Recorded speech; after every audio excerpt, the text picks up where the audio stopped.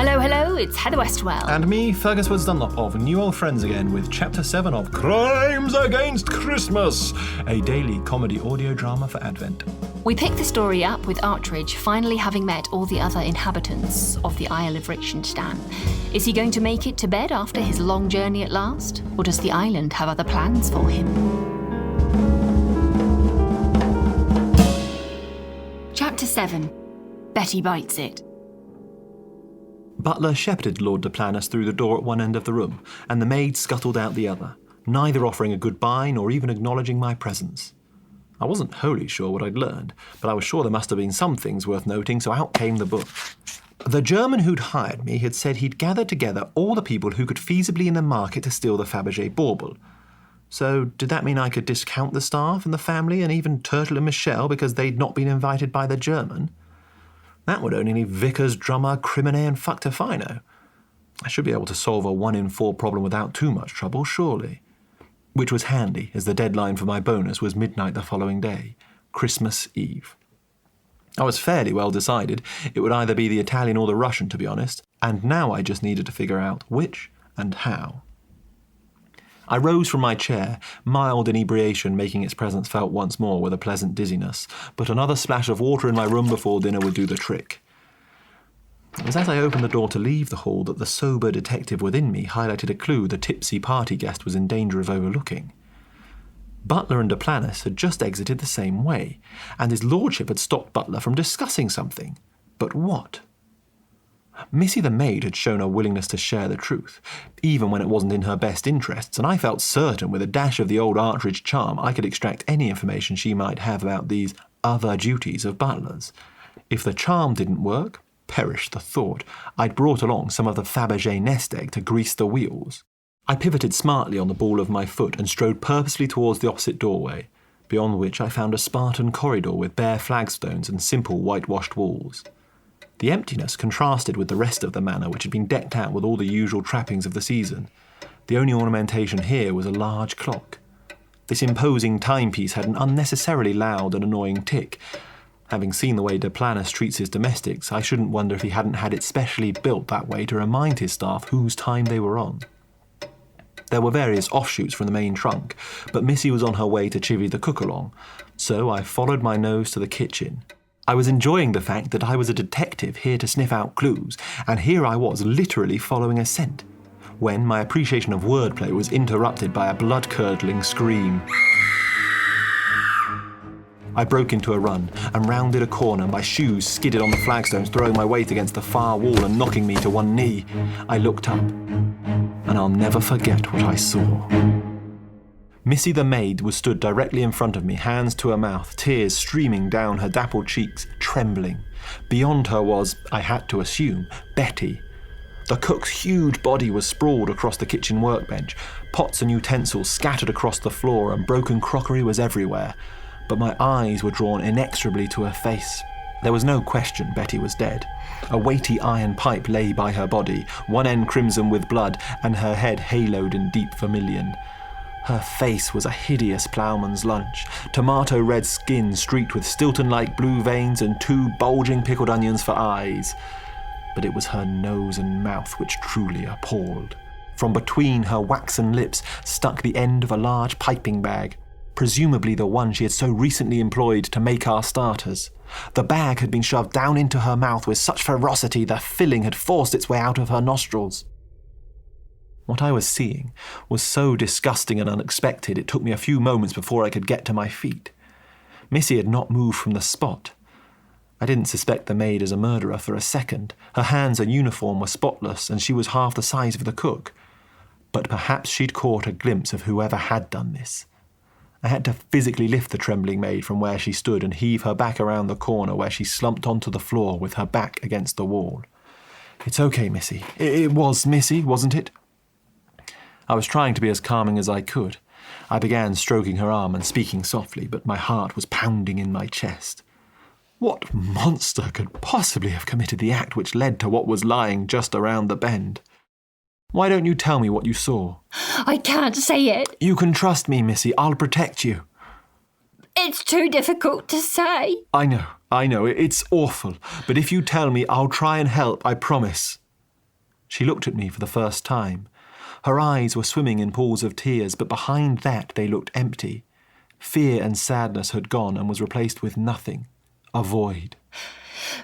Peter Piper picked a peck of pickled peppers. I'm afraid my own emotions were running so damned high I thought she was offering me up vital information, and pushed on for more. What on earth? Who is Peter Piper? And if this Peter Piper picked a peck of pickled peppers, where's the peck of pickled peppers Peter Piper picked? Did you see which way he fled? Round and round the ragged rocks the rugged rascal ran. Around the side of the island? Well, he won't have got far. But why would anyone want to kill Betty? Betty bought a bit of butter, but the bit of butter Betty bought was bitter. Betty bought a better bit of butter to make the bitter butter better. My flailing brain somehow took this gibberish and in an instant formed the putative motive of dairy-based debt. But how did Betty pay for all this butter? She sells seashells on the seashore! Finally I twigged as to what was going on.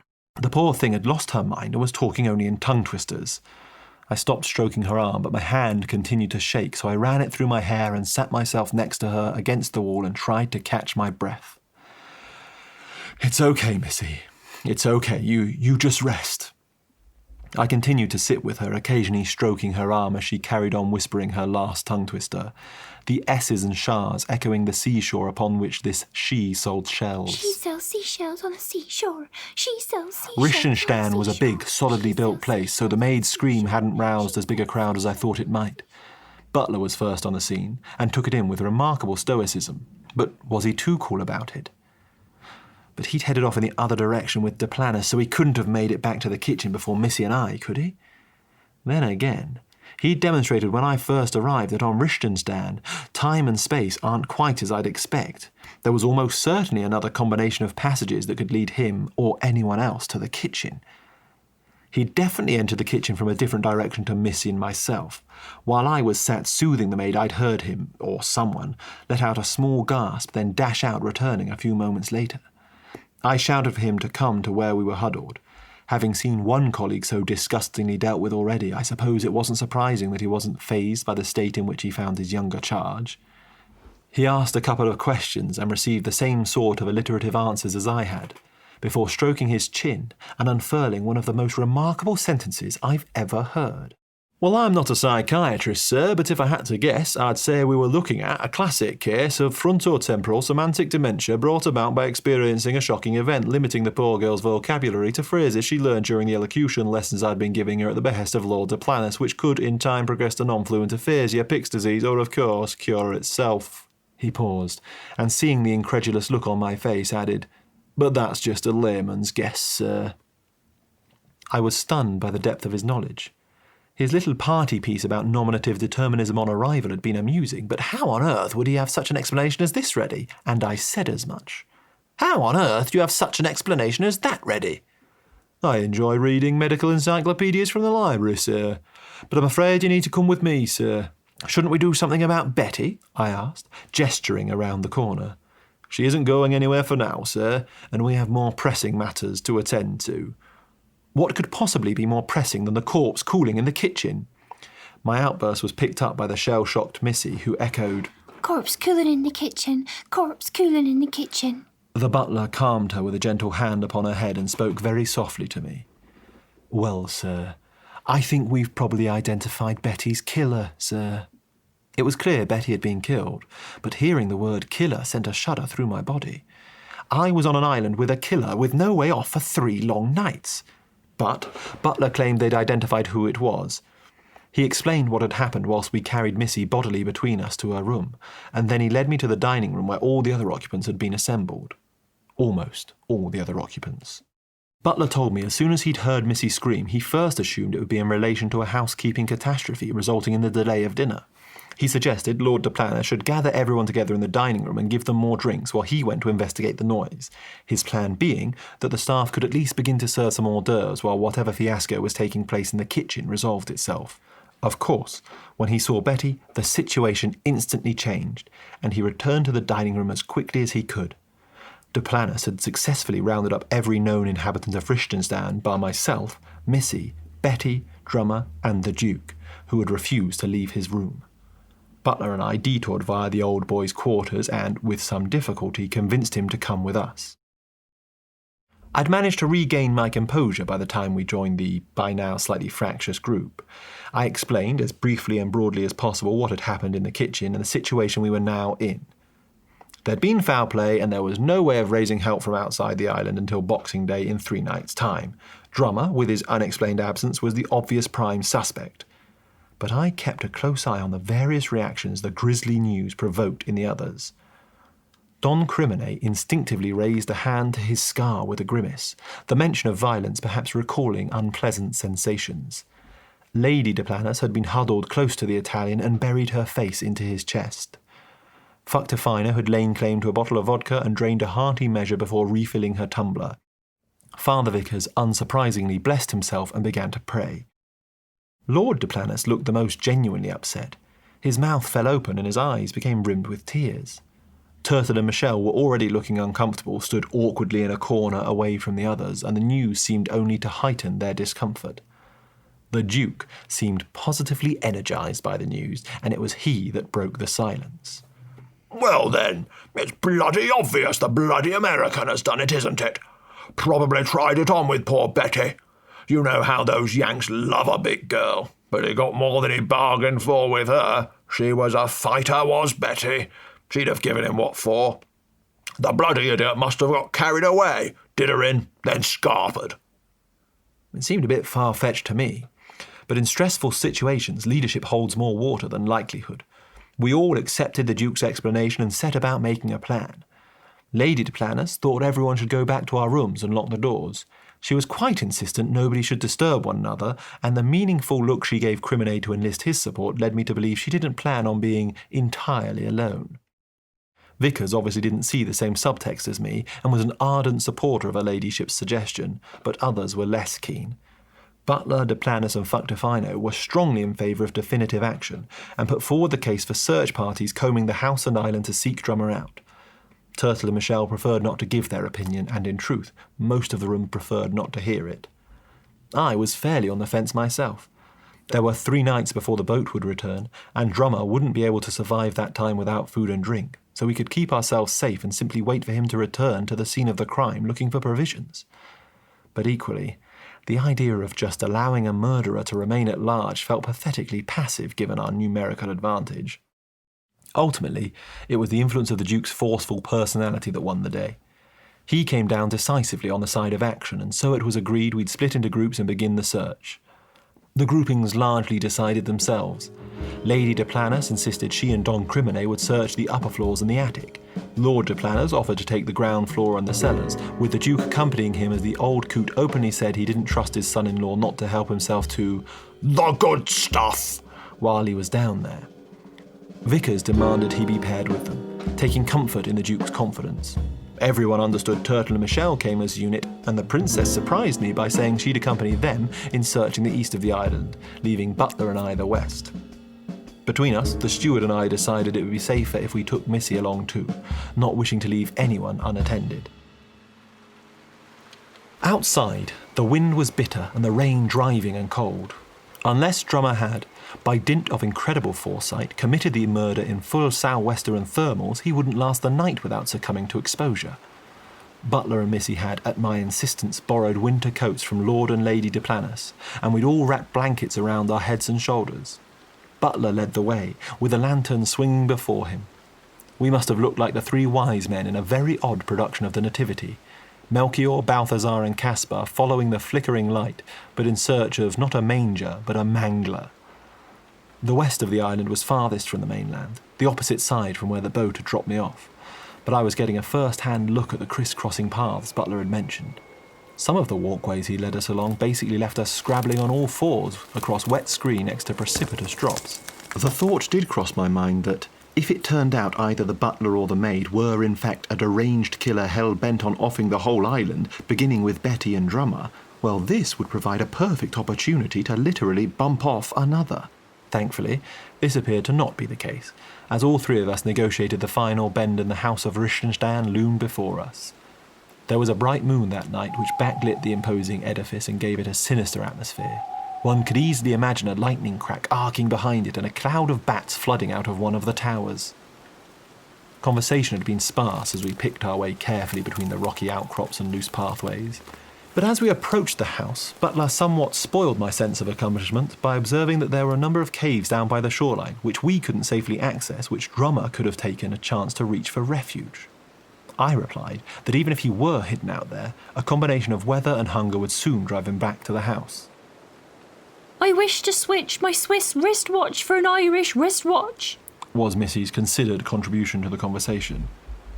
Do you think that means she agrees with me or you, Butler, in your layman's opinion? I asked. I couldn't possibly say, sir. But why don't you take her to the Great Hall and get her warm? I'll round up the others and see if anyone has had better luck. Yes, good idea, Butler. Some hot drinks wouldn't go amiss either. Maybe with a little splash of the hard stuff, too? Indeed, sir. I think Missy may be able to see to that. He leant close to her face. Do you think you could make some hot drinks for everyone, Missy? The little thing beamed and nodded enthusiastically. A proper cup of coffee in a proper cup of coffee pot. Whether or not she was in any state to return to the kitchen and make a proper cup of coffee, I couldn't say. But in any case, we all hurried back inside, rubbing our hands and stamping our feet in the hallway to warm up. It turned out that we were the last to arrive back from our search, and were greeted at the door by the old Duke, who had already Cleaned up the kitchen and got a brew on? Can't be bloody waiting all night for lollygaggers, can we? and everyone was once again assembled in the dining room. Turtle and Michelle were just coming back from their room, where they'd returned their coats, as I approached with the staff. I let Butler and Missy go in ahead and caught up with the two young lovers in private, as I sensed they might not be comfortable talking in front of others. If I'm totally honest, I wasn't totally thrilled with the fact that the old Duke had quite so thoroughly taken control of proceedings, and I rather felt that my investigative skill set, secret though it was particularly suited to the task at hand, and therefore wanted to lay claim to any information I could before it became public. The couple were less animated than when I'd first seen them, their complexions paler through a combination of shock, fear, and the cold weather. I can't imagine I was looking much better. I was still dressed, far more elegantly, of course, but that's beside the point. I tried to strike a reassuring tone and put them at ease. Hello there, you two. Cheer up. We're all together again now, safety in numbers and all that. How did you get on in the east? Nothing to report from our side. It was Turtle that answered. He put his arm around Michelle and cleared his throat, and launched into another bout of Poeticus Interruptus. Well, it wasn't exactly a huge success, even though we tried our best. We searched all over, off to the east, but no hide nor hair saw we of the bloke. I was again pained by Mr. Dove's inability to deliver on the promise of the talent I'd heard extolled by both Michelle and Lord de Planus. Yet his lady was still staring in rapt admiration at him, so perhaps a rhyme and a half is a greater accomplishment than I'm giving him credit for. I still couldn't resist adding a little coda of my own, though. Beastly luck. So nothing of interest? We did find a me look-alike, he replied. Now this was noteworthy news. I seized upon it, showing off once again my innate investigative abilities, and I followed up. There's someone else on the island? No. Piped up Michelle. In the orchard there are all these statues, and one of them looked just like Turtle. It got me thinking. It was like looking into a mirror made of stone, but also not flat like a mirror. It was more like looking at a statue of me, really. Some of the others could have been brothers too. It was uncanny. It was. Even the princess said so. Ah, yes. How did you get on with your third member? My thoughts had drifted from the tragedy of the cook's death to wondering if perhaps the princess might have let anything interesting slip regarding a lost family heirloom. But Michelle, with eyes like saucers, answered my question with one of her own. Is she really a real princess? Course she is, Duchess. She said so. Princessa. Turtle turned to me. What is it again, Artridge? Fucked if I know. Me neither. But watch your language in front of the lady, eh? It begins with an F, I think. No, I was denied the opportunity to defend my honour, as the Duke's grizzled head popped around the side of the door and commanded us all to come in for a bloody debrief. And we duly obliged. Ooh, Chapter 7 delivers our first death. But, spoiler alert, it's not our last. Remember, if you're having a great time listening to this, you can head to newoldfriends.co.uk and buy us a virtual coffee if you'd like. We've been really touched that some of you have. It means a lot. Thank you. Thank you.